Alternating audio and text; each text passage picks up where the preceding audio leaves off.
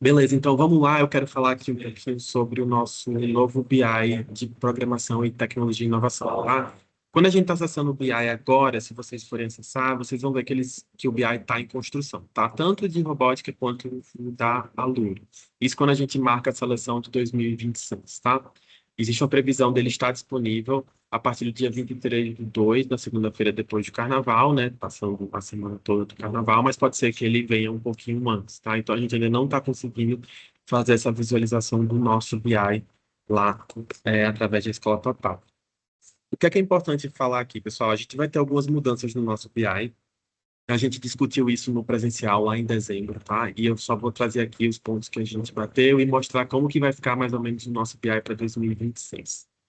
Então, o que é que a gente está considerando para o BI de 2026? Primeiro, a gente tem parte das aulas com material digital, né? E a gente entende que o material digital, ele, por ser uma aula com material digital, ele teria essa expectativa de acessos alteradas, né? Então, é algo que a gente já alinhou junto com a equipe do BI, tá? Todas as semanas que estão programadas para terem aulas com material digital no Scope Sequência, aquele ano série vai ter 100% de presença naquela semana, tá? Se ele tiver pelo menos um acesso naquela semana, não. A gente lembra que aquele índice de acessos é se ele tem um acesso na semana, né? Mas se durante toda a semana forem somente aulas com material digital, aquele ano série vai ter 100% de acesso no VI. Então, a gente, com isso, já atende essa dor de que existe essa preocupação, né? Ah, mas com material digital o aluno não vai estar presente lá e não vai contar para o BI. Vai, tá? Se seguir todo o roteiro lá que a gente programou para semanas e anos séries, a gente não vai ter nenhum problema, tá? Lembrando que o nosso farol de engajamento, ele continua sendo, então, esse índice de acesso de um período, tá? Eu vi aqui que a François perguntou, o BI abre 23/2 e a semana 1 vai começar nessa semana, ou vai contar os acessos dos dois? Vai contar desde o 2/2, tá? Então, retroativo. A previsão é que abra no dia 23, pode ser que ele abra antes, tá, François? Mas a gente vai estar aí no meio do carnaval, feriado, então não sei exatamente qual vai ser essa data. Tem alguns BIs que já estão abrindo, né? É, e aí a gente tem também essa novidade das avaliações ao final de cada módulo, tá? Ao final de cada módulo, eu vou ter aqui, mas pode ser também unidade, a gente vai ter uma avaliação oficial ali que o aluno vai precisar fazer, que também todas essas datas já estão previstas no escopo sequência. O que é importante destacar aqui, a gente, durante todo o mês de fevereiro, a gente está tendo a nossa avaliação aquecimento 2026, tá? Essa avaliação aquecimento 2026 não é uma avaliação de final de módulo, tá? Foi uma iniciativa nossa, pensada junto com a Lura também, de mostrar para o aluno esse novo ambiente de avaliação, antes dele fazer a primeira avaliação de unidade, que vai ser ali na semana de 9 a 13 de março, né? Então, essas provas já estão liberadas para serem aplicadas pelos professores, né? Inclusive, lá na iniciativa do Davi, ele colocou até um guia de como aplicar essas provas, né? Porque elas estão liberadas, mas o professor ainda precisa entrar lá para liberar, para soltar e aplicar essa prova para os alunos, né? Então, essa prova de aquecimento, ela vai estar acontecendo durante todo fevereiro, né? Leonardo está perguntando aqui, teremos monitoramento da avaliação de aquecimento? Sim, Leonardo, a gente vai ter. No nosso BI, eu vou te mostrar, a gente vai ter os índices relativos à prova, tá? Como a gente ainda não vai ter feito a nossa primeira prova da unidade até março, quando liberar o nosso BI ali no dia 23, muito possivelmente, a gente vai ter os insumos da prova aquecimento, tá? Então, a nota que vier lá na nota da avaliação mensal vai ser a nota da prova aquecimento. É, então, vamos lá. 100% de acesso também na semana de recuperação, na semana de nivelamento. Então, Sérgio, na semana de recuperação, o aluno vai precisar entrar na plataforma para fazer a prova de recuperação. Então, ele já vai ter ali como contabilizar a presença dele, né? E na semana de nivelamento, dependendo de qual for o tipo de nivelamento, utilizando ou não material digital, ele vai ter acesso ou não. Mas a gente acredita que na semana de nivelamento, recuperação e avaliação, a gente não precisa fazer essa expectativa de 100% de acesso, porque é isso. No nivelamento, ele possivelmente vai entrar na plataforma para fazer alguma atividade que ficou atrasada, ou então adiantar alguma coisa, dependendo da dinâmica das professões salas de aula. Tá? A Cristina está perguntando: os estudantes vão fazer 3 provas, as 2 mensais e a paulista, correto? Marina, você pode me ajudar com isso? Acho que sim, né? Sim, vou fazer essas três.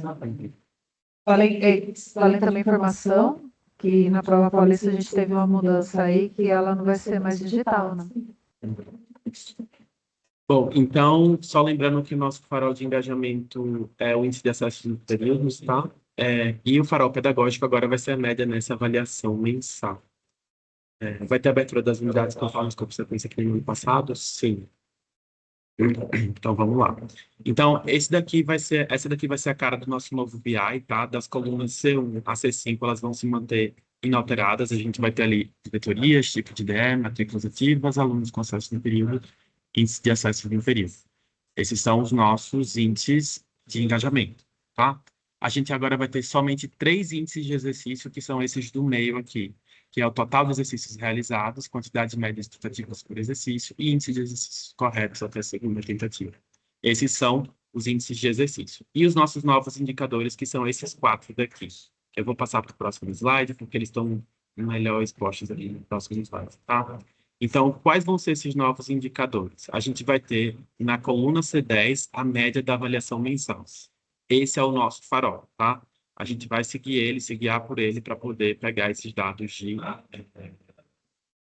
pedagógicos, tá? É o nosso farol pedagógico.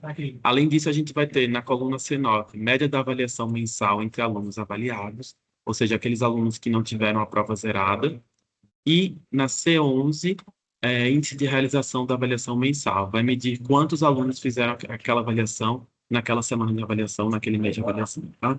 E a gente também vai ter a coluna 12, que vai ser a média nas questões discursivas. Lembra que a gente conversou no ano passado que a gente teria nas nossas provas de estrutura, onde a gente encaixaria uma questão discursiva corrigida por IA, tá? E a gente está conseguindo implementar isso já para a nossa primeira prova em março, tá? As provas vão ter sempre uma questão discursiva corrigida por IA. E essa questão vai valer de 0 a 1, tá bom? Então a gente vai acompanhar também esse índice específico relativo à correção dessas questões discursivas corrigidas por IA. Eu vou falar mais um. Bom, vamos falar então da competição de robótica. Lucas, fecha o mic, por favor. O mic dele é muito sensível. Das competições interclasse de robótica, que está sendo um assunto que deu para perceber que vocês passaram, está sendo fonte de preocupação, né? Primeiramente, eu quero trazer para vocês a programação do nosso primeiro semestre dentro das competições interclasse. Então, a gente vai ter no primeiro bimestre, para o ensino médio, a gente vai ter a primeira competição, que vai ser o carrinho de resgate adaptado para o segundo e terceira série do ensino médio. A gente tentou trazer uma proposta parecida com o que a gente tem na OBR. Infelizmente, o nosso kit tem uma pequena limitação, que o nosso sensor seguidor de linha não reconhece cores, né? E a proposta do resgate dentro do OBR é que ele reconheça cores. Então, a gente já está estudando para ver como que a gente consegue complementar o nosso kit para que ele seja possível de participar perfeitamente dentro da proposta do BR, mas enquanto isso a gente já está trazendo uma adaptação desse carrinho de resgate agora no primeiro semestre do ano. Então a gente vai ter, começando em abril, isso.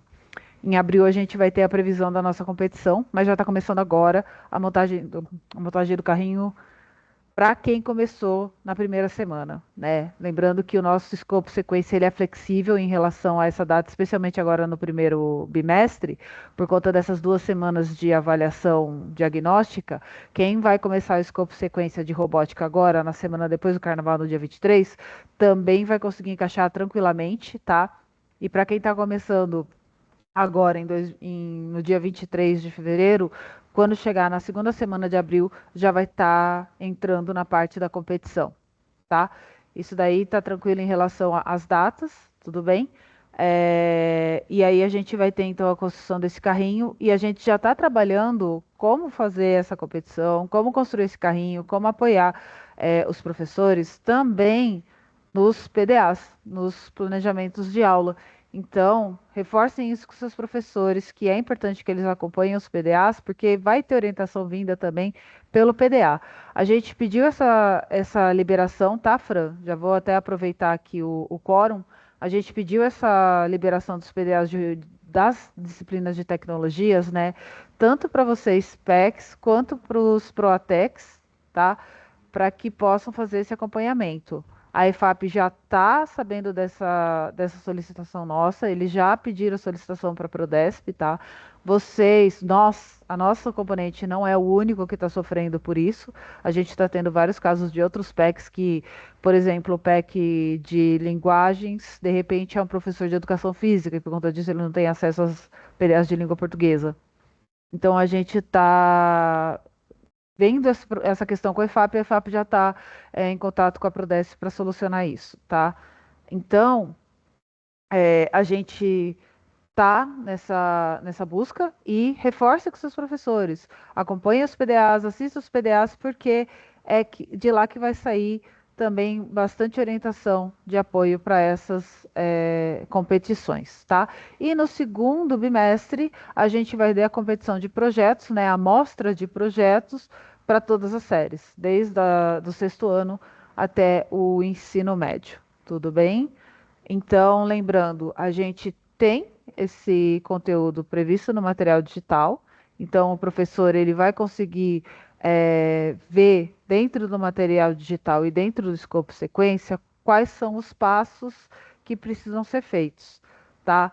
E aí vale sempre reforçar planejamento das aulas com antecedência para que ele chegue no dia já está bem planejado, já tem uma expectativa do que vai acontecer, que dia que vai acontecer, já combinou com a escola, especialmente quando a gente trata de escolas maiores que tem várias turmas do mesmo ano, porque é legal a gente fazer uma competição no segundo ano A, na segunda série A, é legal, mas é mais legal ainda a gente fazer uma competição com a segunda série A contra a segunda série B, né?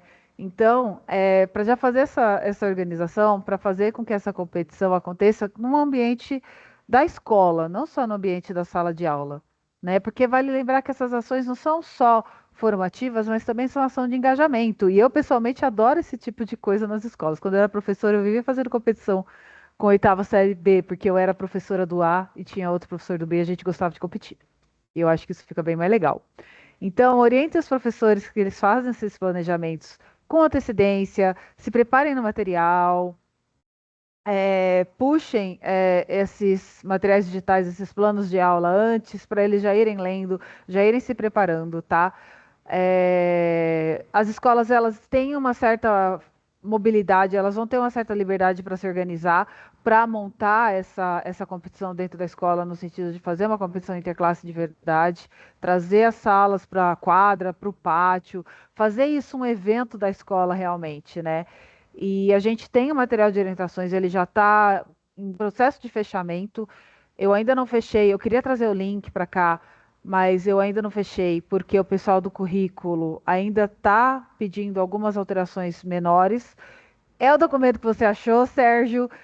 Eu vou pedir para vocês um favor, não compartilhem ainda, porque se vocês compartilharem esse material, quando tiver alguma alteração, não vai estar nesse material que vocês compartilharam, porque vai entrar naquele fluxo de compartilhar o arquivo por WhatsApp. Então, o ideal é que esse material, quando for compartilhado, ele seja compartilhado completo, fechado. Vocês podem ler lá, podem acessar esse documento, podem visualizar esse documento, está na nossa pasta de robótica. Esse documento ele vai ser atualizado, tá? Então, assim, vocês podem dar uma lida, vocês podem entender como que vai ser através daquele documento, mas eu peço para vocês não baixem nem compartilhem esse documento ainda, porque ele ainda pode sofrer algumas alterações. Vão ser pormenores, são detalhes que eu ainda estou querendo ajustar com o time de currículo, tá? Mas, mesmo assim, né, sempre corre aquele risco. A gente compartilha um documento e de repente tem alteração, isso pode causar confusão na rede, tá? Quando ele estiver fechadinho, quando estiver completinho, eu vou falar para vocês, falar, gente, fechamos o documento, pode compartilhar com todo mundo. Mas por enquanto eu vou pedir para vocês só acessarem pelo link para leitura e para entendimento, tá bom? Porque ainda pode ser que haja algumas alterações nesse documento, tá? Mas de regra geral, de forma geral, vai ser aquilo mesmo, então vocês já podem usar ele para irem se programando.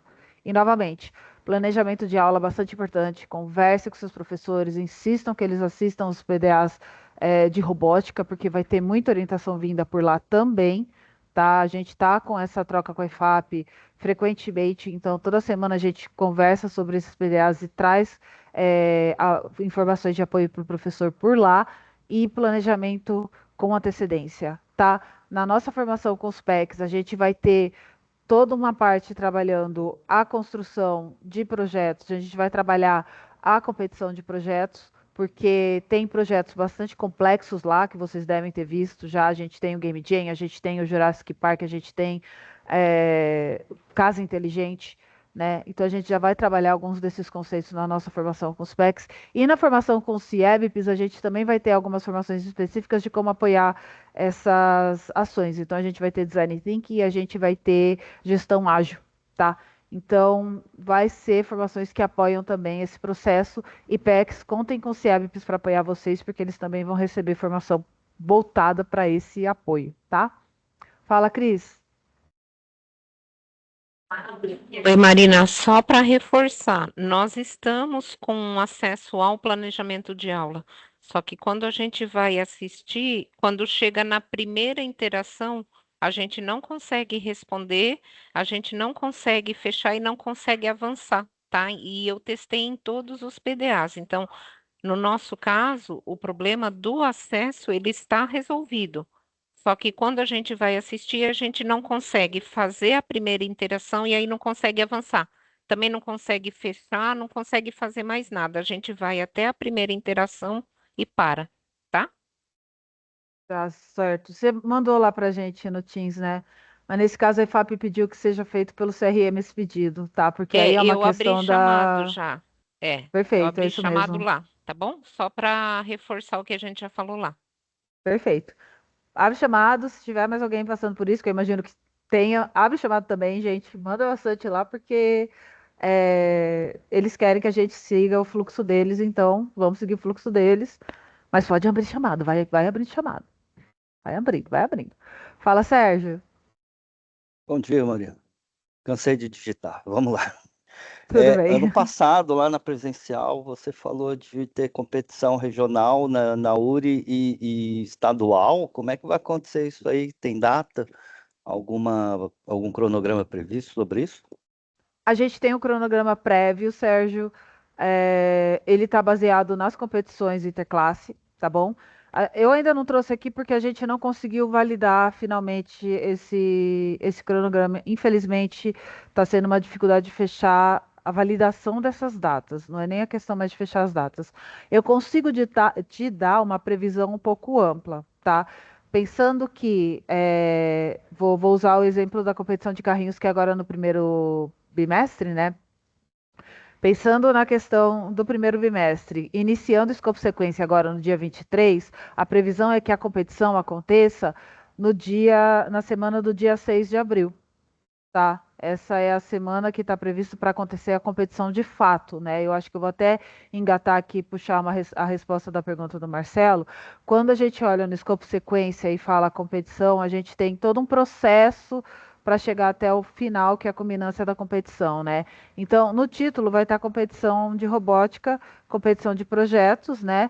Mas esse título ele inicia desde o início do trabalho nesse projeto. Então, quando o aluno começa a montar esse projeto, começa a programar esse projeto. E aí, quando vai acontecer a competição, é na última semana que está prevista essa competição no escopo sequência, que é a semana de culminância, tá?